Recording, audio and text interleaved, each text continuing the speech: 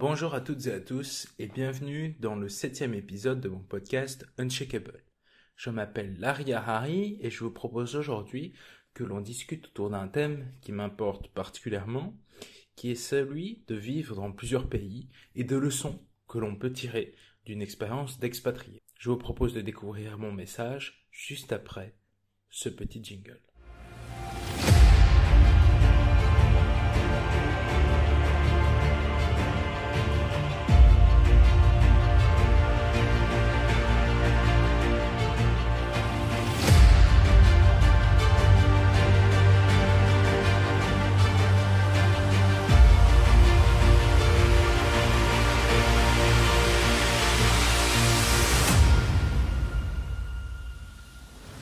Donc voilà, pour ceux qui l'ignorent peut-être, dans ce podcast, nous parlons de culture, d'innovation, des thèmes qui sont pour moi les plus importants de ce siècle. Voilà, qui sont pour moi l'incarnation du tournant que nous sommes en train de vivre au niveau économique, au niveau social. Et donc, selon moi, le phénomène de l'expatriation ne fait qu'augmenter. C'est-à-dire qu'on observe de plus en plus de gens qui vont vivre dans d'autres pays, qui ont des connexions avec d'autres pays, et ceci est d'autant plus renforcé par l'ère d'Internet, parce qu'avec l'ère d'Internet, forcément, c'est plus simple d'entretenir des relations à distance, c'est plus simple de travailler dans un autre pays quand votre entreprise principale, par exemple, est en France, c'est plus simple également d'avoir affaire à des gens en fait de plusieurs nationalités, que ce soit par exemple par les jeux vidéo, je sais pas, moi sur Discord, vous pouvez parler avec des Allemands, sur Call of Duty, vous pouvez jouer avec des gens d'autres nationalités. Bref, on est amené avec la société de communication dans laquelle on vit, c'est-à-dire où l'interconnexion est la règle, à à parler avec souvent des gens d'autres pays et parfois même à nous y rendre et parfois même à y vivre. Voilà. Et donc voilà, c'est une expérience que moi j'ai vécue à mon humble échelle quand j'étais enfant, quand j'avais 8-9 ans. Ma famille a déménagé donc en Belgique. Moi, je venais de l'Est de la France et on déménageait là-bas pour mutation professionnelle de mes parents. Et j'ai vécu en Belgique pendant 9 ans et demi, à peu près. Donc voilà, j'étais expatrié français là-bas. Et alors, donc, j'ai pu vivre l'expérience de l'expatriation parce que moi et ma famille, on vivait dans le sud du pays, de la Belgique. Donc, c'était vraiment une zone où il y avait assez peu de Français qui vivaient. J'étais un des rares Français de mon école, quoi. Et on va dire où il y avait vraiment une mentalité très très rurale, hein, parce que c'était vraiment un peu le fin fond du pays, quoi. C'était un peu le trou, hein. En Belgique, la province du Luxembourg, c'est la province qui est à côté du Luxembourg justement, et c'est vraiment un peu le trou à rats, quoi.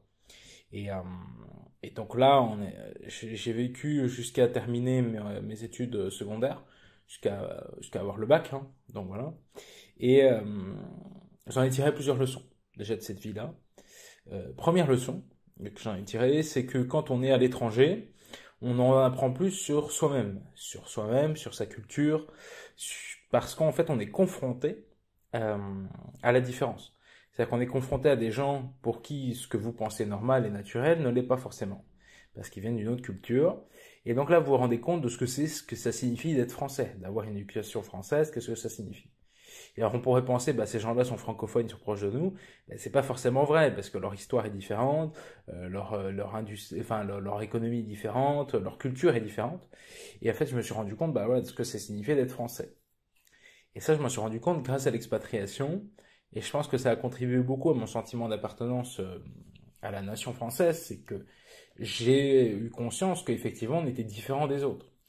Et que sur de nombreux points, notre façon de vivre était plus intéressante, était plus vivante, était plus riche que celle de nos voisins, même européens, qui peuvent avoir des choses parfois à nous apprendre sur certains aspects, mais je pense que sur le mode de vie, effectivement, je regrettais beaucoup ma vie en France.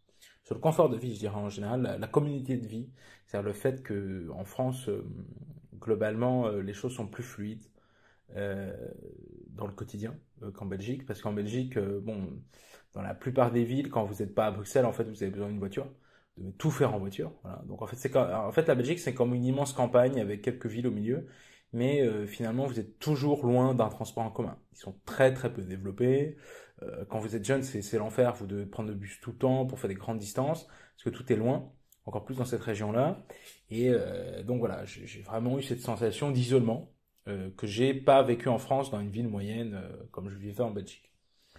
Et donc là, je me suis rendu compte de ça. Ça m'a appris des choses. Ensuite, autre leçon que j'ai appris, j'ai compris ce que ça voulait dire d'être différent. C'est-à-dire que vous pouvez être différent dans votre propre pays parce que, je sais pas, vous avez un handicap, parce que vous avez une autre couleur de peau ou quoi. Mais là, en fait, moi, je parlais la même langue, j'avais pas de handicap. Euh, J'étais de la même couleur de peau que la plupart des gens là-bas. Et pourtant, je me sentais différent. Non pas différent parce que moi, en tant qu'enfant ou que jeune, je pensais être différent.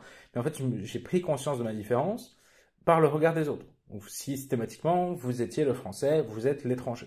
Même si vous êtes l'étranger proche, il faut savoir que les Belges ont énormément de complexes avec la France. Voilà.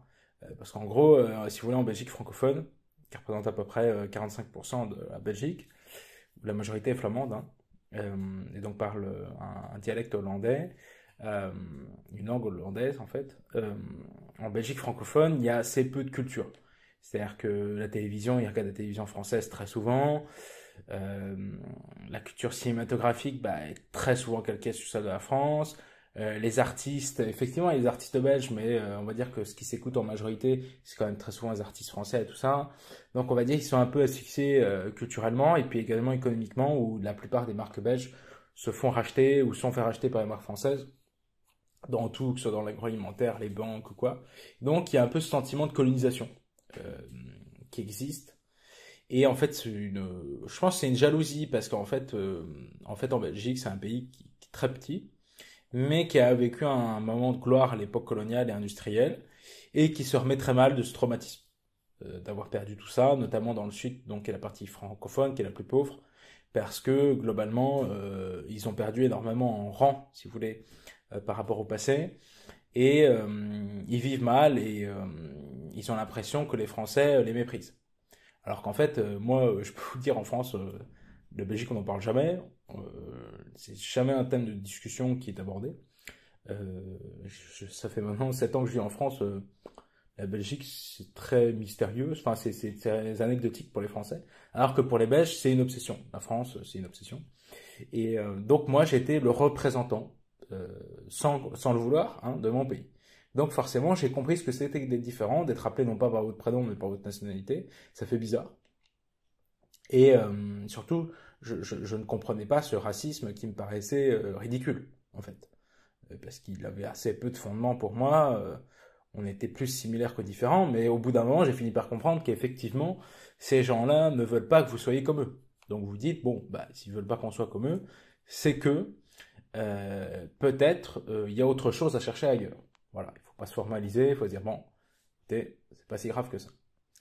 Et donc ça, je l'ai découvert également en étant dans un autre pays, en étant expatrié. Également, j'ai eu l'occasion de vivre plusieurs mois en Amérique latine, au Mexique par exemple, ou encore au Pérou. Et là-bas, c'est vrai que j'ai découvert un troisième point qui est pour moi euh, le, le- je veux dire la capacité d'adaptation que je pouvais avoir. C'est-à-dire qu'effectivement, en Belgique, bon, l'adaptation se faisait plus lentement, j'étais plus jeune, euh, c'était vraiment un environnement très nouveau pour moi, et puis quand on est en construction, c'est plus compliqué de s'adapter parce qu'en fait, on cherche son identité quand on est jeune. Donc forcément, elle se construit dans le regard des autres aussi. Et par contre, quand vous êtes déjà plus adulte, c'est plus facile, moi je trouve, de s'adapter à l'étranger.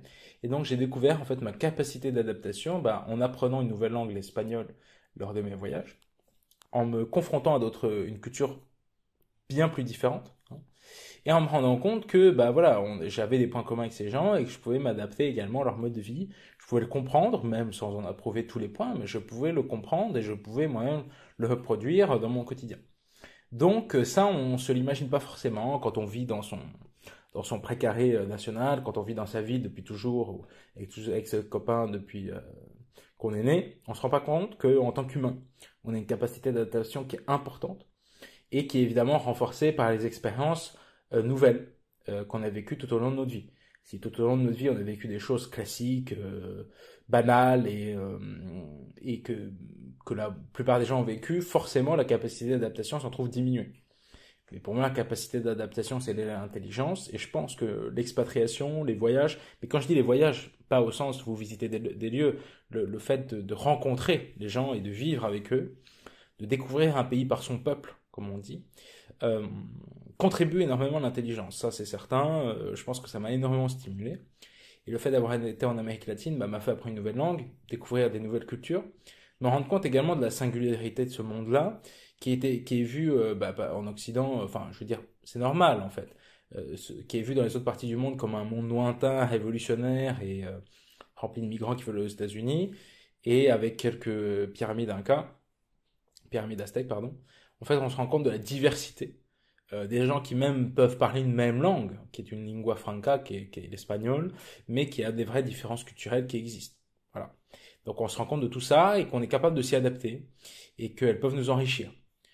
Et ça pour moi ça a été très décisif parce que je pense que ça a aiguisé ma curiosité et cette capacité d'adaptation m'a permis de mieux comprendre le monde et in fine de mieux me comprendre moi-même et je pense m'a donné une richesse que je transmets humainement dans ce que je fais aujourd'hui. Donc pour moi, l'expatriation et la rencontre des gens, vraiment des locaux, et la vie avec eux enrichit absolument et vous rend meilleur. Autre leçon que je tire de ces expatriations, c'est le fait de ramener les bonnes idées d'ailleurs. C'est-à-dire que je me suis rendu compte que effectivement nous en France, on bénéficie d'un mode de vie très très avantageux, très très intéressant, mais que tout n'est pas parfait et qu'effectivement il y a d'autres parties du monde dans lesquelles il se passe des choses.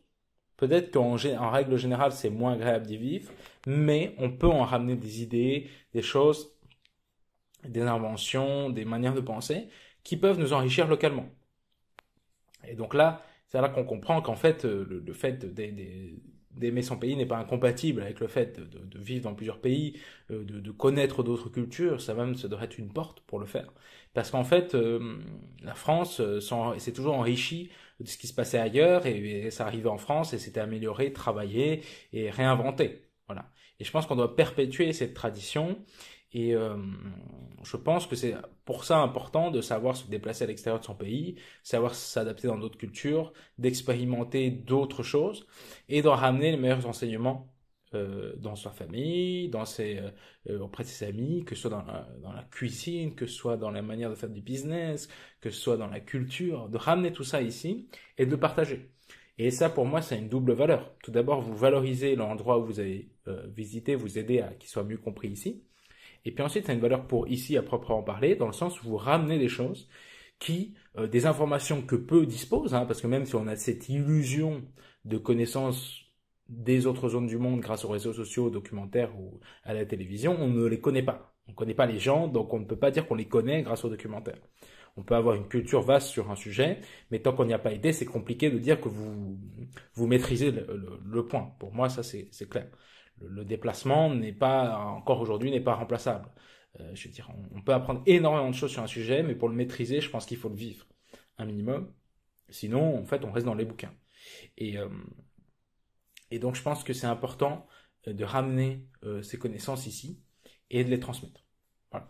Ça, pour moi, c'est important. Et puis, c'est un peu cette idée de l'exploration, non pas de la conquête, mais d'exploration, de la découverte. Et je pense qu'aujourd'hui encore, le monde a énormément de choses à nous apprendre. Contrairement à ce qu'on peut penser, bah, effectivement, il y a beaucoup de façons de faire, de façons d'être qui ont été mondialisées, mais les cultures locales restent bien vivantes, restent bien existantes, et il y a peu de gens, hein, à part certains imbéciles en Occident, qui veulent voir leur culture disparaître et leur tradition s'effondrer. Voilà. Et globalement, la règle, c'est pas ça du tout. Hein. Les gens sont très fiers de là d'où ils viennent, ils ont envie que ce soit valorisé, et beaucoup prennent un plaisir assez important à le partager avec vous. Donc, preuve que la culture ne vous rend pas fermé.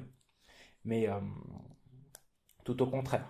Je pense qu'en plus, quand on y ajoute un peu d'humanisme, c'est-à-dire cette idée que, bah voilà, on est fier d'où on vient et tout ça, mais qu'on se rend compte que parfois on doit s'améliorer et chercher toujours le meilleur, et bien forcément, on en devient une personne passionnante. Hein. Je pense que c'est ça qui constitue l'ouverture d'esprit, c'est de mêler à la fois cet esprit critique sur soi-même, sur là d'où on vient, et également cette fierté, cette idée que bah voilà, on peut être fier également de ce qu'on dispose, ce que l'on sait, mais que l'on doit avoir toujours une fenêtre ouverte sur le monde. Et je pense que la dernière leçon que j'ai apprise de ces voyages, c'est que euh, les réseaux sociaux, les médias manipulent notre perception du monde pour nous enfermer. Ça, pour moi, c'est clair. Il est très classique, très facile et très répétitif de voir dans nos médias la représentation globale que chez nous tout va bien et qu'ailleurs tout va mal. Hein. C'est toujours une représentation qui existe. Elle existe là-bas aussi, je vous rassure. Mais c'est un biais. C'est un biais. Le monde est beaucoup plus complexe.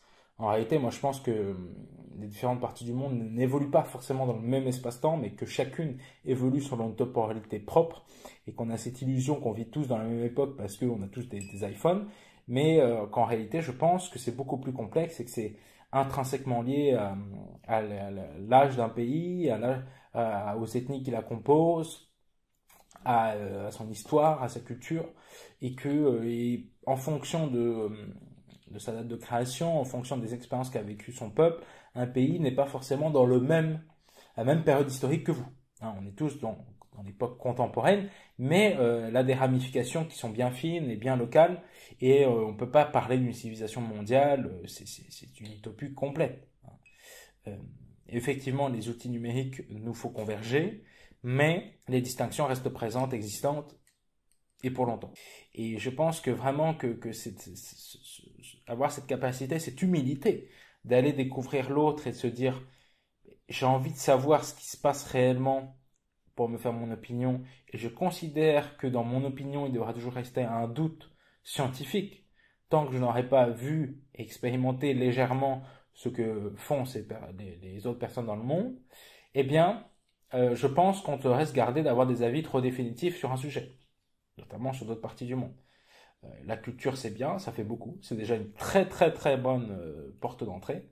Maintenant, l'expérience, la rencontre, enrichit et affine les analyses. Et là, au final, nos dirigeants, hein, et les gens qui travaillent dans les médias ou tous les gens qui ont des postes d'influence dans le monde gagneraient deux choses: à avoir vécu dans d'autres pays et à parler plus de langues. Hein. Ça leur ouvrirait énormément l'esprit. Et moi, d'ailleurs, c'est ce que je vous recommande, chers auditeurs. Apprenez des langues, non pas juste pour le travail, mais apprenez des langues pour découvrir d'autres façons de penser. Découvrir que les mots ont un sens, que les mots que l'on pose sur les actions ou sur les choses que l'on vit dans notre vie influencent notre manière de penser, et que rien qu'en posant d'autres mots, eh bien, on influence la manière de penser, on pense différemment. Et je pense que les voyages peuvent vous apprendre ça et faire de vous quelqu'un de meilleur.